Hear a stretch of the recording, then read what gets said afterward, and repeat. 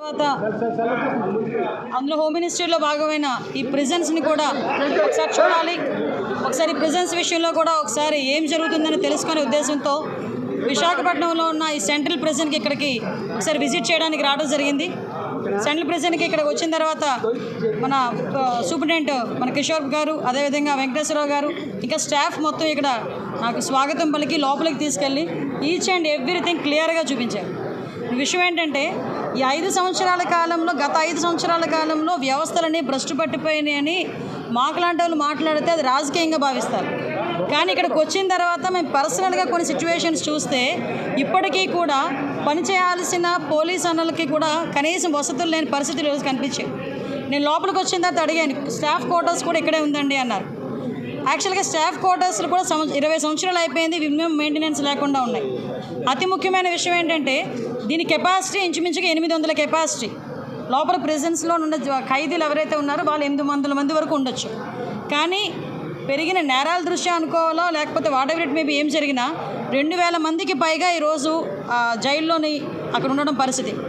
లోపలికి వెళ్ళి చూస్తే హృదయ విధాకరమైన సంఘటనలు అంటారు కదా, చిన్న పిల్లలు 17 సంవత్సరాలు, 18 సంవత్సరాలు, 20 సంవత్సరాలు పిల్లలు గంజాయి కేసుల్లో వాళ్ళందరూ కూడా ఈరోజు ట్రయల్స్ నడిచి రిమాండ్ ఖైదీలుగా ఉన్నారు.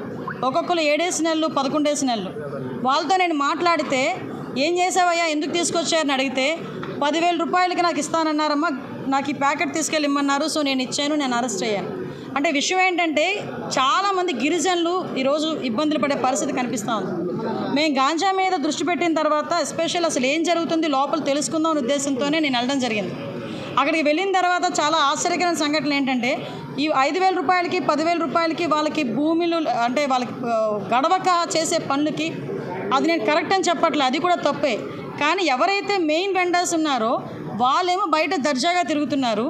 ఇలా పూట గడవక చేసిన వాళ్ళందరూ కూడా జైల్లో మగ్గిపోతున్నారు. సో ఇటువంటి సిచ్యువేషన్స్ ఒకటి మనం చూసాం. At the same time department వాళ్ళ దగ్గర నుంచి కూడా ఇక్కడ చాలామందికి అక్కడ మంచి హాస్పిటల్కి సంబంధించి ఒక మంచి ఫెసిలిటేట్గా ఒక టెస్టింగ్ టూల్ కూడా ఒకటి వీళ్ళు సిఎస్ఆర్ ఫండింగ్లో తీసుకొని ఖైదీలందరికీ కూడా ల్యాబ్ టెస్ట్లు ఏదైతే ఉన్నాయో అవన్నీ కొంచెం దగ్గర 76 టెస్టులు చేయడానికి వాళ్ళందరికీ కూడా అది కూడా ఈరోజు నా చేతుల మీదుగా కూడా ఓపెన్ చేయించారు. It's very good sign.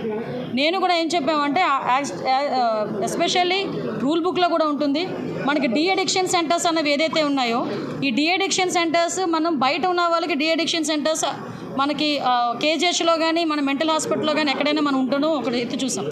కానీ ఇక్కడ హాస్పిటల్ ఫెసిలిటీ ఉంది.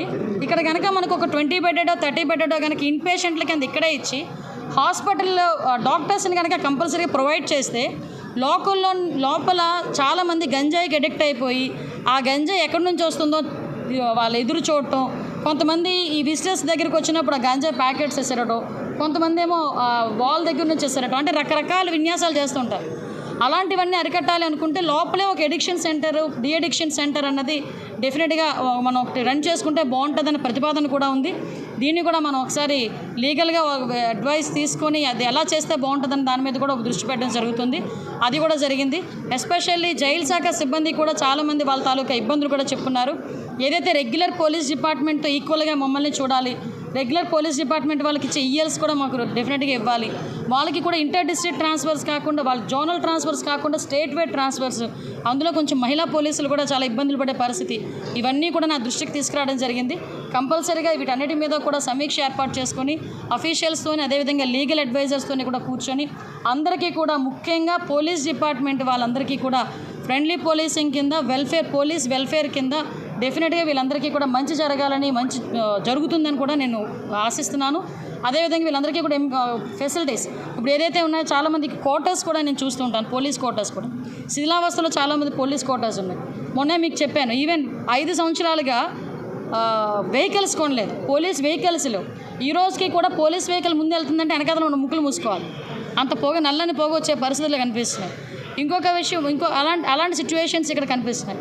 ఇంకొకటి ఏంటంటే యాజ్ పర్ సుప్రీంకోర్టు లా ప్రకారం కూడా ఇక్కడ ఎవరైతే సత్ప్రవర్తనతో ఉన్నారో వాళ్ళకి కొంత వెసులుబాటు, మనకి క్షమాభిక్ష అనేది ఉండేది. ఈ 5 సంవత్సరాలు అది కూడా లేదు, లాస్ట్ 5 years. అంటే మ్యాక్సిమం సిస్టమ్ అంతటినీ కూడా అదేదో అంటారు కదా రచ్చ చేసి వదిలేశారు. సో మళ్ళీ ఇదంతా స్ట్రీమ్ లైన్లో పడాలి. డెఫినెట్గా జైలు శాఖను కూడా మనం బలోపేతం చేసుకోవాలి. వాళ్ళ స్టాఫ్ ప్యాటర్న్ పెంచాలి. వీళ్ళకి ఇంచుమించుగా 60 దగ్గర 600 మంది ఎంతమందో ఇంకా 600 వేకెన్సీస్ ఉన్నాయి. ఇంకా వేకెన్సీస్ ఉన్నాయి. వీటన్నిటి గురించి కూడా కంపల్సరీగా సీఎం గారితో మాట్లాడి వీళ్ళందరికీ కూడా ఫేవర్ జరిగేటట్టుగా మాత్రం నేను కృషి చేస్తాను. డెఫినెట్గా అండి, ఎందుకంటే యాజ్ పర్ సుప్రీంకోర్టు లా ప్రకారం ఎవరైతే వీళ్ళు జైలు శాఖ కూడా ఏం చేస్తుందంటే ప్రపోజల్ పంపించింది. ఆల్రెడీ హోమ్ డిపార్ట్మెంట్కి ప్రపోజల్ పంపించింది. అది కూడా మనకి క్షమాభిక్ష పెట్టడానికి కూడా గవర్నమెంట్ కూడా సిద్ధంగానే ఉన్నారు. డెఫినెట్గా ఆ ఫైల్ మన చంద్రబాబు నాయుడు గారి దగ్గరికి వెళ్తుంది.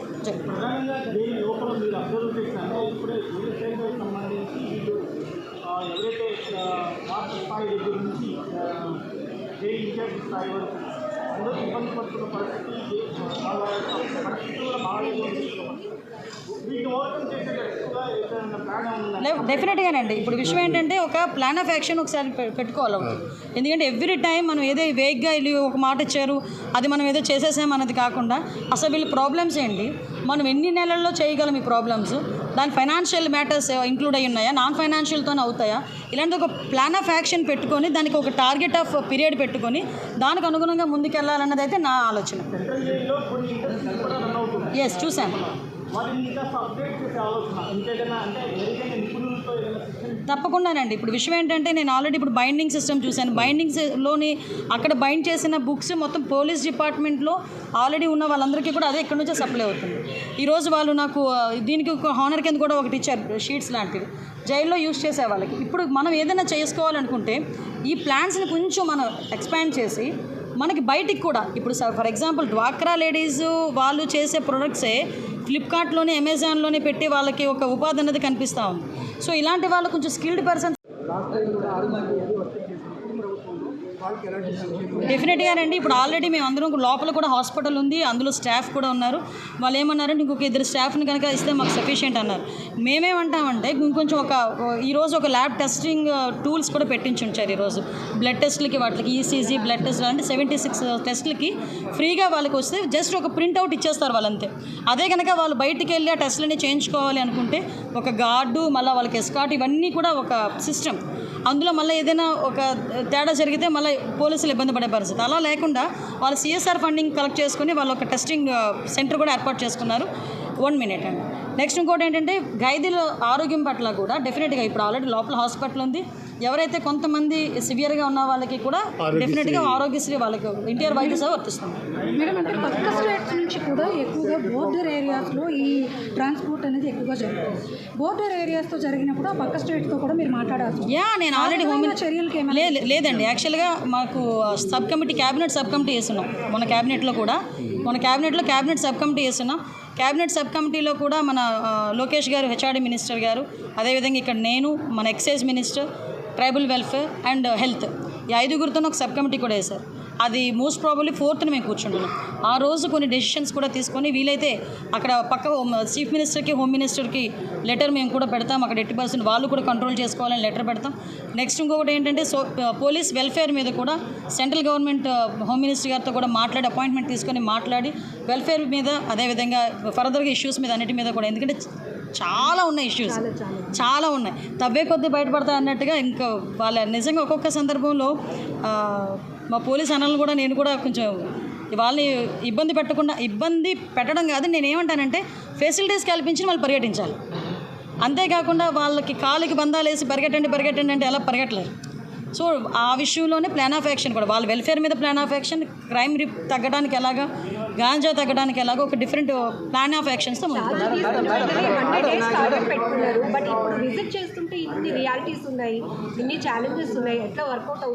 వర్కౌట్ అవ్వాలనే చెప్తున్నానండి. నేను యాక్చువల్గా నాకు తెలిసి ప్రిజన్ విజిట్ అన్నది సడన్గా అనుకున్నాను. అనుకుని చెప్పాను, డెఫినెట్గా రండి అన్నారు. రాజకీయ నేను డైరెక్ట్గా చెప్తున్నాను, ప్రెస్ చెప్తున్నా, ఏ పోలీస్ డిపార్ట్మెంట్కి ఇది 3rd time or 4th time చెప్పడం. గాంజా విషయంలో, డ్రగ్స్ విషయంలో పొలిటీషియన్స్ కానీ ఎవరైనా పెద్ద వాళ్ళు కానీ ఫోన్ చేసినా మీరు ఇగ్నోర్ చేయండి. వీలైతే వాళ్ళు ఇలా చెప్తారని మాకు చెప్పండి, మేము చూసుకుంటాం. అంతే తప్పించి ఎట్టి పరిస్థితుల్లో నా లాల్ చెప్పారు, వీళ్ళు చెప్పారని వదిలేసే పరిస్థితి అయితే ఉండదు. ముఖ్యంగా ఈ గవర్నమెంట్లో గాంజాని సపోర్ట్ చేస్తూ ఉన్న నాయకుడైతే ఎవడూ లేడు. క్లియర్. రికవరీ యాక్ట్ అనేది ఒకటి తీసుకొచ్చే ఆలోచనలో రాష్ట్ర ప్రభుత్వం ఉంది. ఎవరైతే ప్రభుత్వ ఆస్తులను కానీ అక్రమాస్తులను పోగు చేస్తున్నారో వాళ్ళ ఆస్తులను రికవరీ చేసే ఆలోచన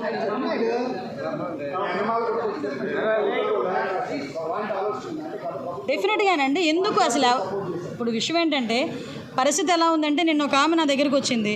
వాళ్ళది 3 ఎకరాల స్థలం. వాళ్ళు లోపలికి వెళ్ళడానికి అక్కడ ఉన్న వాళ్ళు ఇబ్బంది పెడుతున్నారు. మొత్తం పేపర్లన్నీ ఆవిడవే ఉన్నాయి. ఎవడో వచ్చి ఆక్యుపై చేశాడు.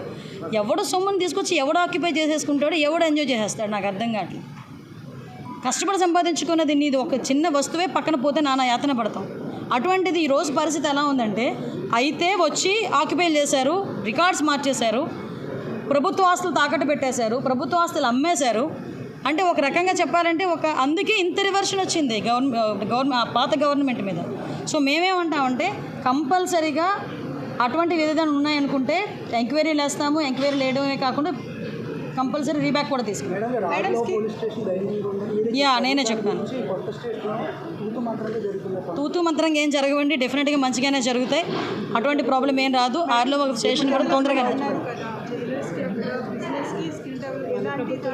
బైండింగ్ ఉందండి. ఐరన్ బీరువాలు తయారు చేసేది, పెయింటింగు, వీవింగు, సపరేట్ ఇంకా చాలా ఇష్యూస్ చాలా ఉన్నాయి లోపల. ఒక స్కిల్ డెవలప్మెంట్ సెంటర్ కూడా రన్ చేస్తున్నారు వాళ్ళు లోపల.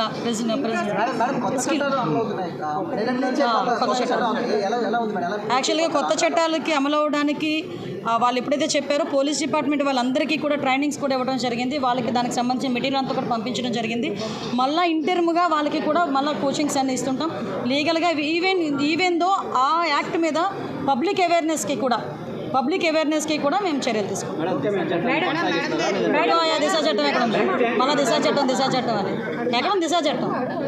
దిశా చట్టం అంటూ ఉంటే కొనసాగిస్తా. క్లియర్ చెప్తున్నా. దిశా చట్టం అంటూ చూపించండి, కొనసాగించేద్దాం. దిశా చట్టమే లేదు, కొనసాగించలేండి దాని మొహం. దిశా పోలీస్ స్టేషన్లో కూడా పేరు మార్పు జరుగుతుందండి. క్యాబినెట్కి వెళ్ళి తీసుకురావాలి. ఎందుకంటే వాళ్ళు చేసిన దానికి చేయని దానికి క్యాబినెట్లో పెట్టారు. ఏదో త్రూ ప్రొసీజర్ ద్వారా జరగాలి. ఎయిర్పోర్ట్లో మంత్రి గారి భార్య ఎస్ఐ గారితో సెల్యూట్ చేయించుకున్నారు కదా, ప్రోటోకాల్ ఉంటుందా వాటికి? ఉండదు.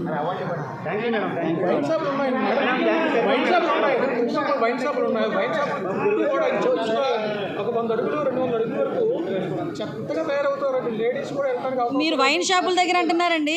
గ్రామీణ ప్రాంతాల్లో స్కూల్సే బార్లా తయారైతే సెలవులు వస్తాయి తెలుసా మీకు? సెలవులు వస్తే పరిస్థితి ఎలా ఉందంటే మొన్నటి వరకు అది ఓకే. అన్నిటి మీద చర్యలు తీసుకుంటున్నాం. Please cooperate. చిన్న కంప్లైంట్ ఇస్తే ఎక్సైజ్ డిపార్ట్మెంట్ తీసి పడేయాలి. పబ్లిక్ రెస్పాన్సిబిలిటీ ఉండాలి. స్కూల్ దగ్గర ఇళ్ళ మధ్యలో కనుక మందు షాప్ ఉందంటే మీరు ఒక కాగితం పడేయండి, డెఫినెట్గా తీసి పక్కన పడాలి. నేను అలా తీయించా హైవే మీద ఉంటే. నేను ఎమ్మెల్యేగా ఉండేటప్పుడు హైవే మీద కాన్షియన్స్లో ఒక దగ్గర లిక్కర్ షాప్ ఉండేది, గోకుల్పాడు. రెండింటి తీయించా. చెప్పండి. నన్ను క్వశ్చన్ వేసే బదులు ఒక చిన్న కాగితం ఎక్సైజ్ డిపార్ట్మెంట్ రాస్తే అయితే పని అయిపోద్ది. చాలా చూడు.